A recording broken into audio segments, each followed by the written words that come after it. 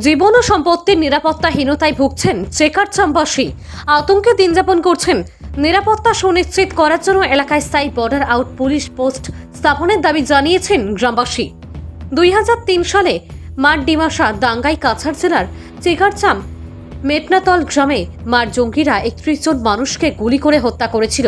মণিপুর রাজ্যে মণিপুরী এবং কুকি সম্প্রদায় সাম্প্রদায়িক দাঙ্গায় বর্তমানে এই এলাকায় তীব্র আতঙ্ক বিরাজ করছে। কারণ সপ্তাহ দিন আগে এই এলাকায় কুকি জঙ্গিরা রাতের অন্ধকারে ব্ল্যাক ফায়ার করে।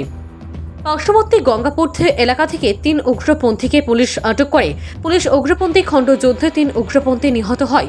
সাম্প্রতিক এই ঘটনা প্রবাহে বর্তমানে স্থানীয়দের নিরাপত্তায় একটি অস্থায়ী ক্যাম্প বসালেও আতঙ্কের রাত্রিতে অনেকেই ঘরের বাইরে জঙ্গলে বসবাস করছেন। এক কথায় চূড়ান্ত আতঙ্ক বিরাজ করছে এই এলাকায়। 2003-এ তো মারা গেছে, আমার কাকু মারা গেছে, আমার দাদা মারা গেছে, এরপরে আমার জামাই ঘরের থাকি কাকা শ্বশুর মারা গেছে। পরে তো গাঁয়ের মানুষ বেজানো মারা গেছে, মাসির জামাই মারা গেছে, ঘরের মানে গ্রামের কাকু ভাই এরা মারা গেছে, উগ্রপন্থী মারছে। এখন তো মানে আমরা তো মানে সপ্তাহ দিন ওই যারা আইয়া মানে রাস্তার আইয়া তারা করে গুলি চালাইয়া গেছে। এরপরে তো গন্ডগোল আমরা তো বাড়িতে থাকি না, সরিয়ে জঙ্গল মানে রাইডলে জঙ্গলত গিয়া থাকি, আর দিন হইলে তো ঘরে আই। আর আমরা তো ক্যাম্পের লাগি দরকার, ক্যাম্প লাগে, আমরা ক্যাম্প লাগে। আমার নাম ননিকবল দাস, আমি ওই চেকারচামে, এত সব মানুষ সবই আমার চেকারচামে। দেখুন আমরা বড় দুঃখী। এখানে 2003-এর গন্ডগোলের পর আমরা ডিমাসা সম্প্রদায়ের মানুষ প্রায় 28 জন প্রাণের এক বাড়ি থেকে ধরে নিয়ে পাহাড়ে নিয়ে হত্যা করা হয়েছে এবং সব ব্রাহ্মণ সমাজের ঘরের অগ্নিসংযোগ করিয়া বশীভূত করা হয়েছে। এরপরে এটা সরকারের নজরে দেওয়ার পরে এখানে একটা ক্যাম্প দেওয়া হয়েছে। 2012-তে এই ক্যাম্পটা লুটপাট করে উগ্রপন্থী সম্প্রদায়ের মানুষে এই ক্যাম্পটা লুটপাট করে লয়ে গেছে গিয়া। লুটপাট করে যাওয়ার পরে আমরা বহুত প্রেশারের মধ্যে আমরা কষ্ট দিন যাপন করিয়া রয়েছি। অনেক সময় অনেক অসুবিধা আমরা মুখীন হইয়া, তবু আমরা মনটারে শক্ত করিয়া ছেলেমেয়েরা লইয়া এখানে আসি।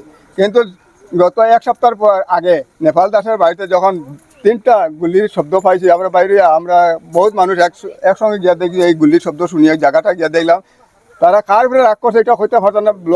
রাস্তার পিডব্লিউ রোডের উপরে একটা আর সাইডে একটা।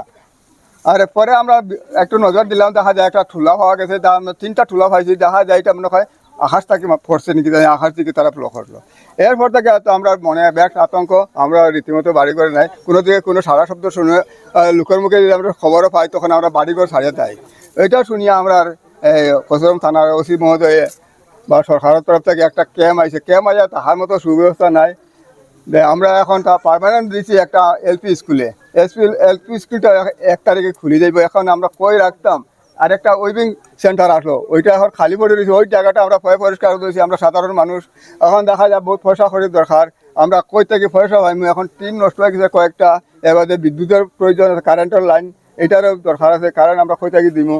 এরপরে এখানে তারা কইছে পুলিশ প্রশাসন, যে পুলিশের পার্টি কইছে, আমরা যে প্লাটুন কমান্ডার তাই কইছেন যে তলটা ফাঁকা নাই, এটা থাকার অসুবিধা। তো আমরা কইছে বাঁশ দিয়ে আমরা খাটিয়া বানাই দিব স্যার, তবু থাকা লাগবো। কইছেন ঠিক আছে খাটিয়া হইব, কিন্তু জায়গাটা আমরা বাঙ্কার সাঙ্কার এগুলো বানাই দিতে লাগবো, কারেন্ট জোগাড় করে দিতে লাগবো।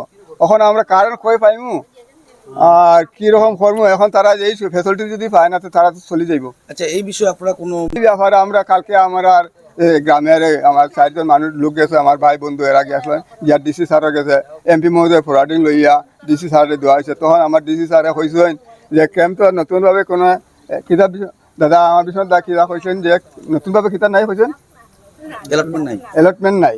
তো এইখানে ক্যাম্পে যদি আগে কোনো ডিমান্ড করা থাকে ওই কাগজটা লইয়া যাওয়ার লাগে কইছেন তার কিনারও।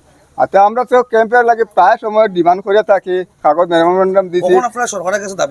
এখন আমরা লাগে দাদা, আমরা যে স্থায়ী ক্যাম্প লাগে, স্থায়ী ক্যাম্প থাকলে আমরা যে ছোটো, এখন দেখেন এই পরিস্থিতি আমরা ছেলেমেয়েরা পড়াশোনার মন থেকে সরে গেছে, তারা পড়াত বইলে কোনো দিকে আওয়াজ আয়নি, তারা কানটা যায় কি বাইরে, কোন দিকে তারা কান যায়। এটা তারা, আমি যখন বয়স্ক মানুষ হয়ে গেছি, আজকে আমার বয়স 60 বছর, আমার কান যদি যায় বাইরে, তারা তো ছোটো মানুষ, তারা কান যাইব না, যাইব, তারা পড়াশোনাতে তো মন পড়ে না।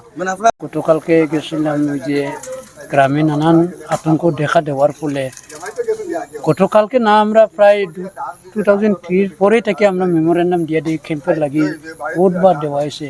মধ্যে এখানে হাফলংয়ের ম্যাডাম নন্দিতা করলো যে মন্ত্রী তাইনও আইছিল এখানে, টান গাছেও দিলাম যে মেমোরেন্ডাম, কিছু তো আর রেজাল্ট পাইলাম না।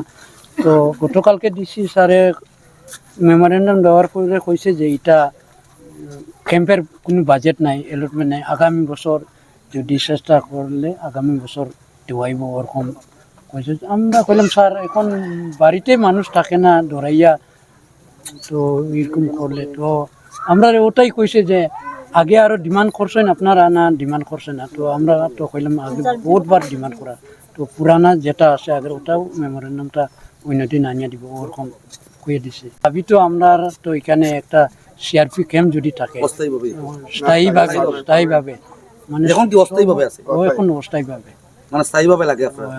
ওটাই দাবি আপনার? স্থায়ীভাবে